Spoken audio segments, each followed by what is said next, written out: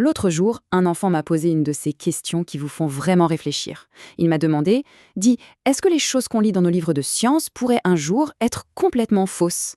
Et franchement, c'est une question brillante.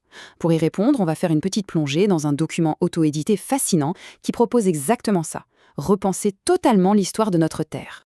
La grande question qu'on explore aujourd'hui, c'est celle-ci. Et si la science établie se trompait sur la chronologie de notre planète? Cet enfant voulait savoir si des certitudes entières pouvaient basculer d'un seul coup. Alors pour illustrer ça, on va examiner une théorie alternative, un concept vraiment radical présenté dans nos sources. Gardez bien à l'esprit que c'est un pur exercice de pensée, mais il a le grand mérite de bousculer le récit que tout le monde connaît par cœur. Et vous savez, cette curiosité, ce besoin de tout remettre en cause, c'est le moteur même de la science. Le philosophe Arthur Schopenhauer a dit une chose très juste à ce sujet. L'important n'est pas de voir ce que personne n'a encore vu, mais de penser ce que personne n'a encore pensé sur ce que tout le monde voit. L'histoire est remplie de moments comme ça, où des faits super familiers sont soudainement éclairés sous un angle inédit. Alors quel est le scénario chronologique proposé par cet auteur? Le document trace une ligne du temps assez claire. On part d'une sphère de magma en fusion il y a 4,5 milliards d'années.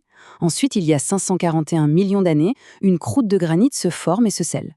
Puis, le point culminant, il y a 66 millions d'années, le fameux Small Bang. Tout ça pour aboutir finalement à la planète bleue qu'on connaît aujourd'hui. Cet événement central, c'est ce qu'on appelle la Small Bang Theory, ou la théorie du petit bang. Bon, il faut bien préciser de manière neutre que c'est un concept alternatif. Ce n'est pas une théorie académique validée en laboratoire. Mais l'idée est captivante. Elle propose que la croûte solide de la Terre a explosé il y a 66 millions d'années, à cause d'une pression interne absolument massive. En gros, un seul événement cataclysmique aurait façonné presque toute notre géologie moderne. Dingue, non? Alors, commençons par le commencement. Phase 1. La sphère de granit lisse. Fermons les yeux un instant et imaginons une Terre qui ne ressemble pas du tout à la nôtre. Selon ce texte, notre planète était autrefois recouverte d'une croûte de granit continue, épaisse de 20 à 60 km. Et cette coquille était scellée de manière parfaitement étanche. À la surface, pas de profonds océans, pas de montagnes majestueuses, pas de saisons et même pas de lune dans le ciel. À la place, on y trouvait des vastes marécages verdoyants et peu profonds. Un peu comme une serre géante, chaude et plate, où les dinosaures vivaient leur meilleure vie. Mais voilà, que se passait-il sous ce paysage paisible?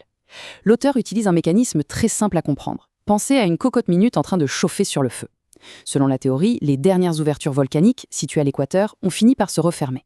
Du coup, les gaz bouillants du magma se sont retrouvés coincés sous cette énorme croûte.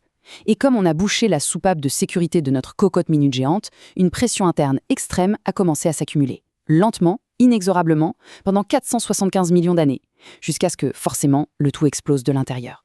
Et pour bien comprendre, le document avance un chiffre qui donne un peu le vertige. 500 bars.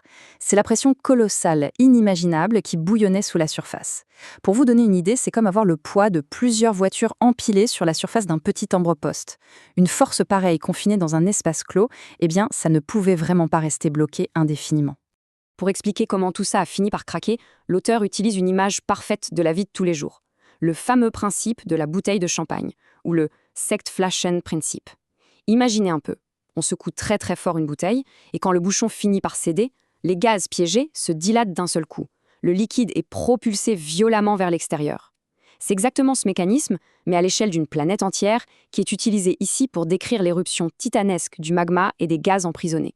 Ce qui nous amène directement à la phase 2, le Small Bang. Et là, on arrive au point culminant de l'histoire. Il y a 66 millions d'années, la cocotte minute cède. Boum! Le document avance que la croûte s'est d'abord fissurée au niveau de notre actuel équateur pacifique. Ensuite, cette déchirure s'est propagée avec une violence inouïe vers l'est et l'ouest. La pression libérée était tellement énorme que des blocs gigantesques de granit et de magma ont été catapultés directement dans l'espace. La conséquence directe de cette perte de matière, la Terre aurait littéralement rétréci d'environ 40 km de rayon. Et pour couronner le tout, ce serait cet éclatement colossal qui aurait mis un terme brutal à l'ère des dinosaures. Mais attendez, où est passée toute cette matière projetée en l'air? Cette répartition nous montre ce qu'en dit l'auteur. L'immense majorité, 98,5%, est retombée ou restée sur Terre pour former la surface accidentée qu'on connaît aujourd'hui. Une toute petite fraction, 0,27%, s'est perdue à jamais dans le vide spatial. Mais regardez ces 1,23% restants, c'est peut-être le détail le plus fou de la théorie. Le texte suggère que ces débris terrestres, éjectés en orbite lors de l'explosion, se sont peu à peu rassemblés pour former notre Lune, tout simplement. Allez, on élargit le cadre avec la phase 3. 5 planètes, 5 extinctions. Ici, l'auteur connecte vraiment les points à grande échelle.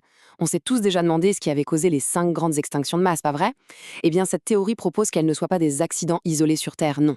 Elles correspondraient logiquement aux small bangs successifs de 5 planètes différentes de notre système solaire. L'extinction de l'Ordovicien serait liée aux débris d'Uranus, et ça continue jusqu'à celle du Crétacé, causée par la propre explosion de la Terre. En clair, chaque planète rocheuse aurait eu sa propre phase cocotte-minute, relâchant des débris qui ont secoué tout le voisinage céleste. Et si on redescendait sur Terre juste après l'événement? Il y a un autre détail très surprenant dans cette analyse. En s'écartant si violemment, la croûte a ouvert des gouffres immenses qui sont devenus nos océans profonds. Soudainement, on se retrouve avec des abysses, dans une obscurité totale et sous une pression de l'eau écrasante. Selon le texte, c'était le laboratoire d'évolution parfait pour créer des mutants extrêmes, des créatures qui n'auraient jamais pu survivre dans les anciens petits marécages. C'est comme ça que le document explique la naissance des poissons des abysses aux apparences si bizarres. Ce qui nous mène à la conclusion de ce bouleversement, la phase 4, la transformation en planète bleue. Regardez ce contraste, c'est saisissant. D'un côté, l'ancien monde, une boule de billard lisse, verte, sans lune pour faire bouger les marées, et avec un axe tout droit, donc sans aucune saison. Et de l'autre, paf, notre monde moderne, vibrant et dynamique. Selon la théorie, ce choc unique a brisé la surface pour créer les plaques tectoniques, qui en se rentrant dedans ont formé nos chaînes de montagnes. L'impact a aussi incliné l'axe de la Terre, nous offrant l'hiver et l'été, et a creusé ces immenses océans bleus.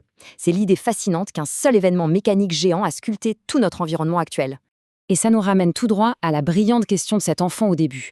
Qu'on adhère ou non à ce texte auto-édité, ça reste un exercice d'imagination incroyable pour comprendre comment la science avance. Si l'histoire entière de notre monde peut être réinventée de manière aussi logique autour d'une seule idée alternative, quels autres grands mystères de l'univers qu'on prend aujourd'hui pour des vérités absolues n'attendent qu'un changement de perspective pour être totalement bouleversés? C'est une réflexion captivante à garder dans un coin de sa tête la prochaine fois qu'on lèvera les yeux vers les étoiles ou vers la Lune.